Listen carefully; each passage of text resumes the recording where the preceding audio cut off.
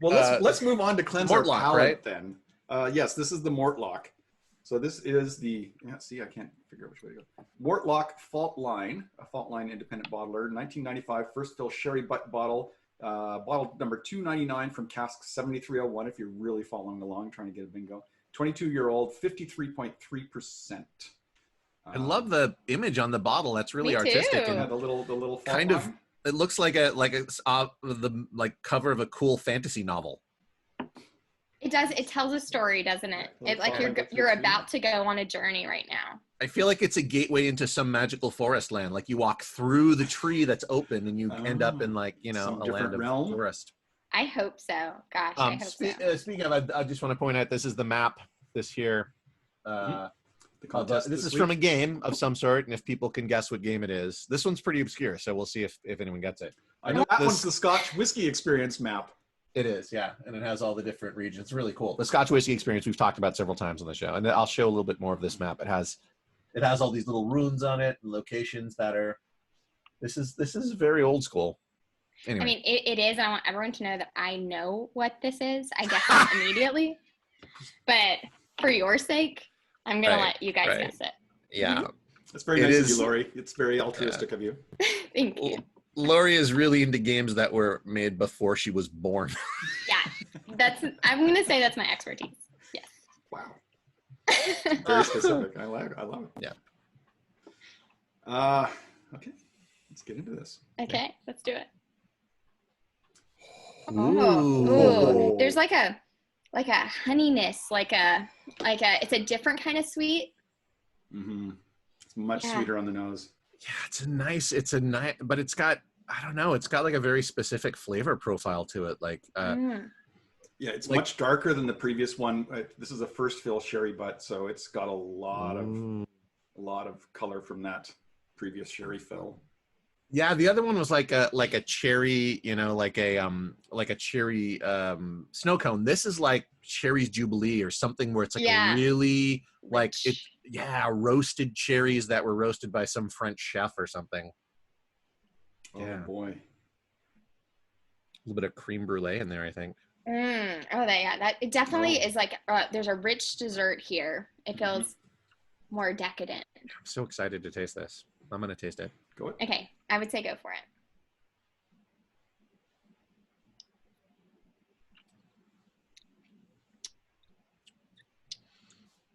Yeah.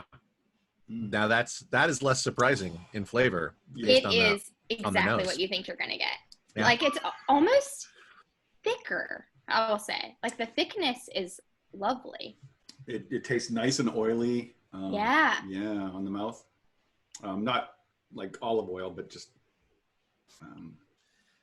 this is so less dense than olive oil. This is so nice, and the experience before was so uneven that I'm afraid to put water in this. Oh yeah, It's like you don't have to. No one has to put water. You don't have to, but it's like oh, this Mona Lisa would look really great on a T-shirt. You know what I mean? We should just see it. We should see what it looks like. Yeah, this is nice. I really like this. Just because it's so good, I'm gonna take a few more sips before I add water, just in case. Yep. I'm gonna pour a little bit more. And again, only one of us really has to add the water for the science. So you don't have to if you don't want to. Either Andrew or I will do it, so you don't have to. That's a great idea. I usually make Andrew do it because he has the bigger bottles at his house. I can always go back to the bottle. There's more. Oh, that's true. So you should be the one. Occasionally, I will take the bullet because I don't want him to. I mean, it's sometimes the guest just says, "I want to try water in this," or Joseph says, "I want to try," and it's like, and it could be so good.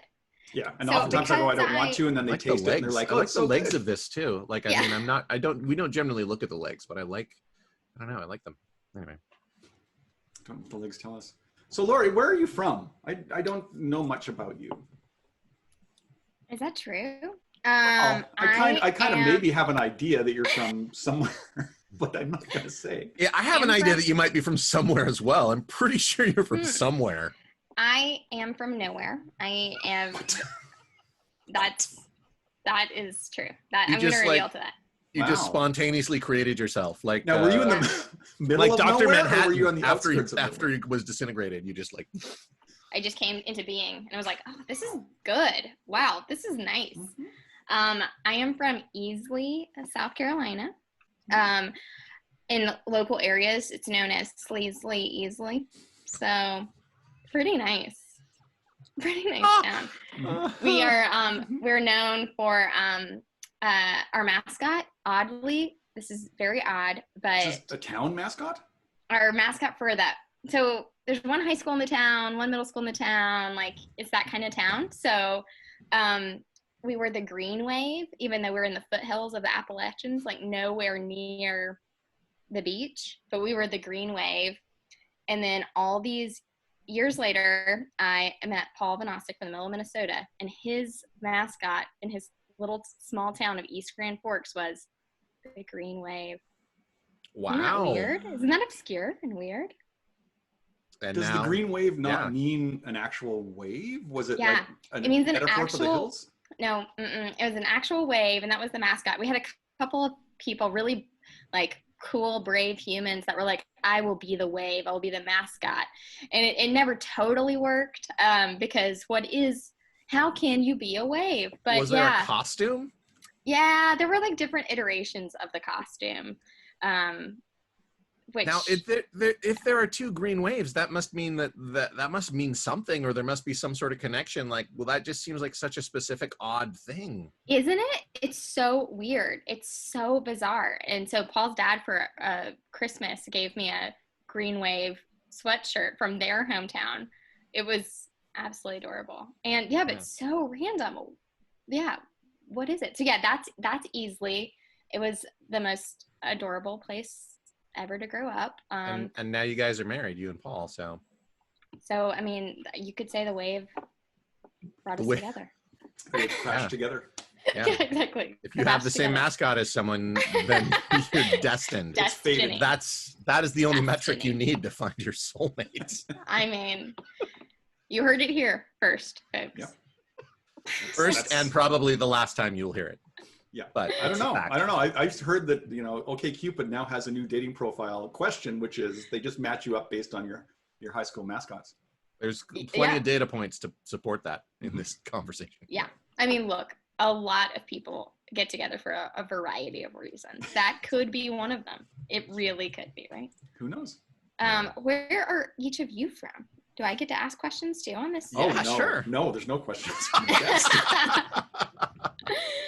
Of course. Yeah, I'm Canadian. I was born in Montreal, grew up in Calgary, worked in Toronto, and then moved down to California because I was done with my winters. Didn't want any more winters. You're done. Yeah. That is so cool, though. I've always wanted to go to Montreal. So have you been to Canada much? I've never been. Oh. I love Canada. Yeah. It's a great country. As soon as this is over, it's definitely on my list. It's on my top 5 list, I would say. Yeah, you should check out the Fringe Festival in Edmonton. It's really cool. Me too. I would love that. You know what? You're probably the third person that's told me that. It's one of the best Fringe festivals, I think, in the world. Like, Edinburgh is the big one, but Edmonton is like, I think it's a really great Fringe.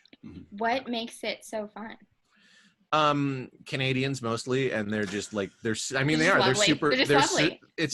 They've been doing it a long time. They know what they're doing. They're super supportive of the arts. There's a lot of just really like there's stuff going on all the time. Great food. It's just it's cool. I think that's Fringe. one of the great things about the Edmonton Fringe is it does get so much support from people in that area, and it's just a big festival, and it's very successful in Edmonton. So it's about the only good thing about Edmonton.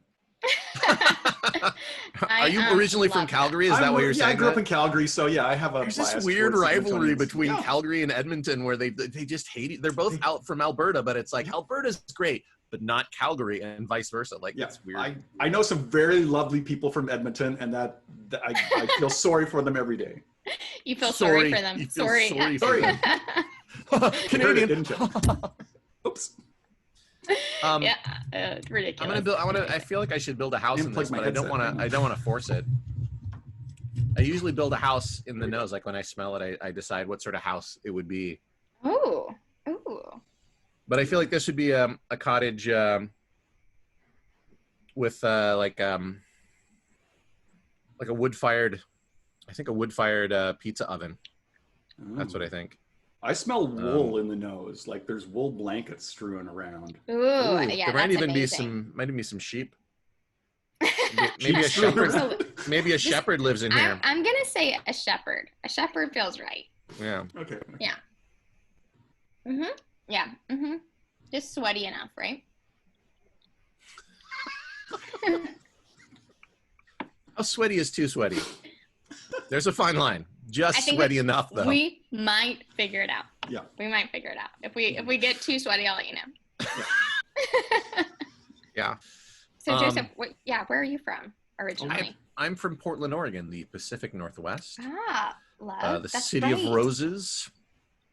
I grew up there, and so because we all live in California, in case people didn't know that, but it's people are like, oh, I love it when it rains, and I'm like, yeah, I've had enough rain. Like I've met my quota for my lifetime. You've done enough.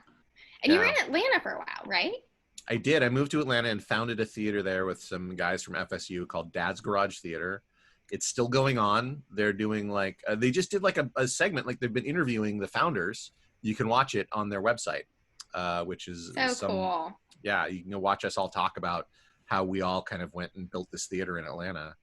And I think they're doing it this week. They're doing it every week. They're doing like a little interview series with John Carr, who is the current artistic director, the super talented guy. I was really excited when he got hired.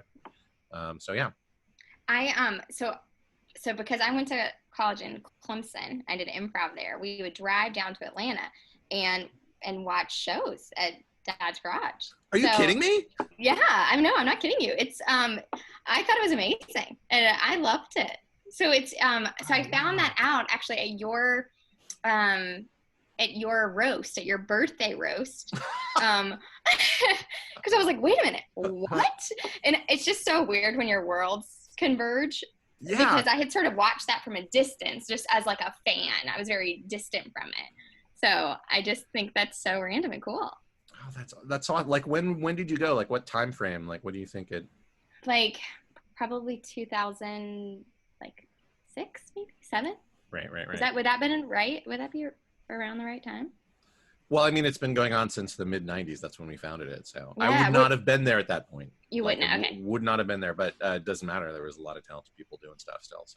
So cool. And even now, yeah, it's funny because my wife Ash, she also when I met her, she's from Atlanta, and she's like, yeah, I used to go to shows at Dad's Garage, and so yeah, it's just yeah. And then of course we had the same mascot as kids. So. Yes, exactly. I mean, I hope so. I hope so. That was like number one. It's like, what's your mascot? And it was like, oh, it's a purple wave. And we're like, yeah, purple waves. Thank goodness. Everything's going to be fine. Thank goodness. I think so.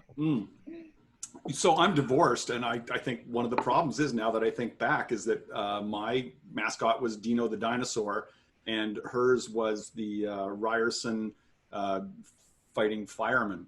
Oh gosh, I mean that's extremely incompatible. Yeah. That's like having like a Libra dating a Sagittarius, and I'm just making them up because I don't know if they have those words. I am a Libra. She was a Sagittarius. Wow, there you go. Wow, I'm a Sagittarius. Is this show gonna survive? I don't know. You know what? I'm sure it's different, right? When you're co-host. Yes. Yeah, then it's good. You want a little bit of, a little bit of tension. And there's so much friction between us. Yeah. Secretly, Andrew's just like, if I have to put more water in this whiskey, if that's my job from now on. Why does he always make me put water in? I would say don't put water in this. Okay. It kind of broke up the nose, and in the taste, the lovely patterns that were there kind of broke apart. So it's not bad. It's just, I think it's better without water. Thank you for taking one for the team. Yeah, thanks. No problem.